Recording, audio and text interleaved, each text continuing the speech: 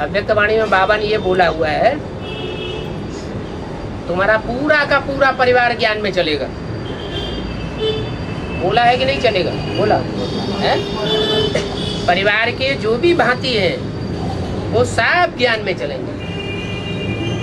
इसके लिए बोला, बीके वालों को बोला कि पीबीके वालों को बोला है? जो एडवांस में है उनके लिए स्पेशल बात बोली गई है, तुम्हारा पूरा का पूरा परिवार ज्ञान में चलेगा।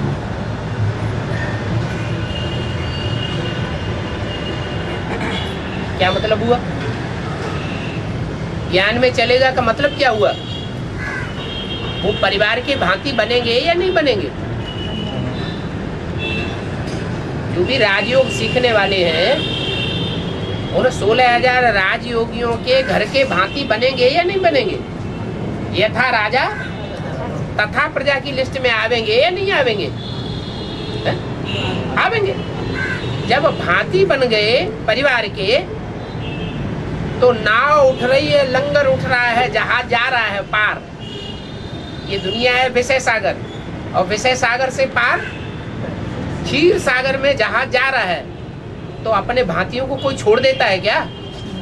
या भांति पल्ला छोड़ देंगे? छोड़ देंगे? हाँ, बीके वाले वो भांति नहीं कहेंगे, परिवार के सदस्य नहीं कहेंगे। क्यों है? हाँ, एक तो पहचाना नहीं, पहचाना तो यहाँ लौकिक संबंधियों ने भी नहीं पहचाना। जो हो एडवांस के ज्ञान में चलने वाले लौकिक परिवार के सदस्य हैं वो पहचान रहे हैं, वो भी नहीं पहचान रहे, विरोध कर रहे हैं लगातार। लेकिन विरोध करने के सक्रिय बावजूद भी घर में से कान पकड़ के बाहर तो नहीं निकाल रहे। घर के अंदर रखा हुआ है कि नहीं रखा हुआ है? बोलो।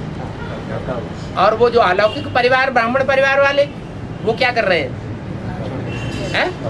यहाँ जितने बैठे हुए हैं उन सबको कान पकड़ के बाहर कर देते हैं। या तो फिर सेवा ही न करो, उनके सामने ईश्वरीय सेवा करो तो निकलो, 1 2 3 गेट आउट।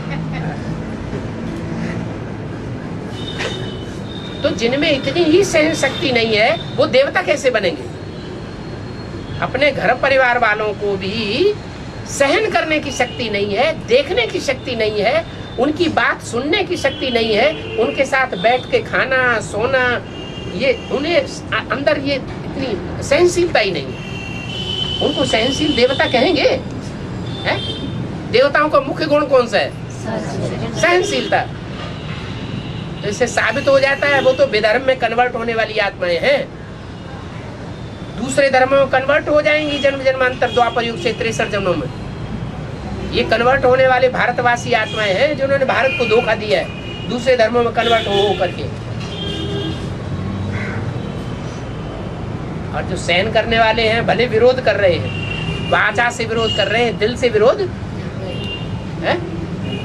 दिल से विरोध कर रहे हैं? दिल से विरोध नहीं कर रहे, तो वो हमारे अपने हैं। इसलिए वो माउंट आबू में नहीं जाने चाहिए। है? क्यों? जब दुनिया में धुआंधार एटम बमों का विनाश हो रहा हो उस समय उनको शेल्टर नहीं मिलना चाहिए भगवान का? है? बताओ कौन कौन कहेगा शेल्टर नहीं मिलना चाहिए? उठाओ गोपी भाई हाथ। है? चलो बाद में पहुंचे, पहले पहुंचे। सुबह का भूला शाम को अगर घर आ जाए तो भूला हुआ कहता है? कहते हैं सुबह का भूला हुआ और शाम को घर पहुंच जाए तो उसको कहेंगे भूला हुआ? नहीं, गलती को सुधार लिया तो भूला हुआ कहेगा। जब दुनिया में भगवान की प्रत्यक्षता की आवाज निकलेगी तो उस आवाज को जो लौकिक घर के भांति है, अखबारों में आवाज निकलेगी, टीवी में आवाज निकलेगी, रेडियो में आवाज निकलेगी, घर परिवार में मोहल्ले मोहल्ले में वही बातें चल रही होंगी, घर घर में वही सत्यनारायण की कथा हो रही होगी। ये कथा तो यादगार है भक्ति मार्ग की। लेकिन प्रैक्टिकल में भी तो कभी कथा हुई होगी सच्ची। एक की ही शक्ति कथा है, एक ही दुनिया में पूरा सत्य होता है 100%। बाकी सत्य लक्ष्मी की भी कथा नहीं है क्या? वो भी कुछ न कुछ ज्ञान का विरोध करती है, सत्य का विरोध करती है, इसलिए उसकी भी कथा नहीं है। तो जो एक सच्चा और बाकी सारी दुनिया झूठी, तो सच्चे को मुकाबला तो करना पड़ता है झूठों के साथ।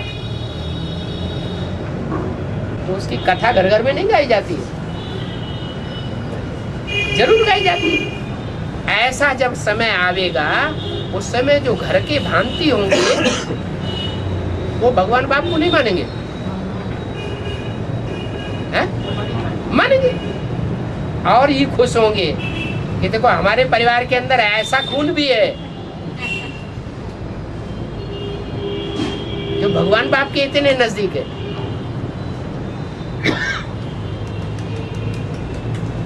इसलिए मुरली में बोला है, माउंट आबू जो है सारा माउंट आबू खरीद करना पड़ेगा। क्या? अभी जो बीके हैं वो तो अंश मात्र पर भी नहीं रह रहे हैं। क्या होगा? सारा वो ऐसा तीर्थ स्थान है दुनिया का जिसकी महिमा तुम बच्चों ने जानी, सारी दुनिया नहीं जानेगी, ना उस जमीन की कीमत लगाएगी। वो बैंकों में जमा करते रहेंगे, पोस्ट ऑफिस में जमा करते रहेंगे, क्या कंपनियों में पैसा लगाते रहेंगे, बड़े बड़े धंधे धोरियों में पैसा लगाते रहेंगे, बड़ी बड़ी मल्टी मिलियन बनाने में पैसा लगाते रहेंगे, मल्टी स्टोरी बनाने में पैसा लगाते रहेंगे। माउंट आबू का उनको महत्व बुद्धि में नहीं बैठेगा।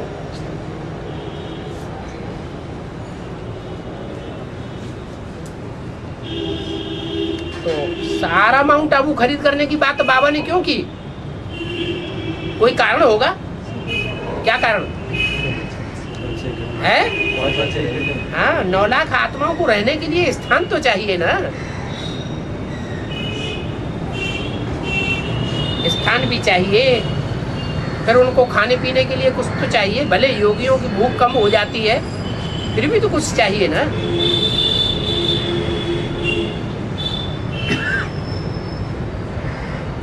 इसलिए बोला तुम बच्चे यहाँ माउंट आबू में बैठे बैठे टीवी में सारा देखते रहेंगे दुनिया में कैसे विनाश हो रहा है,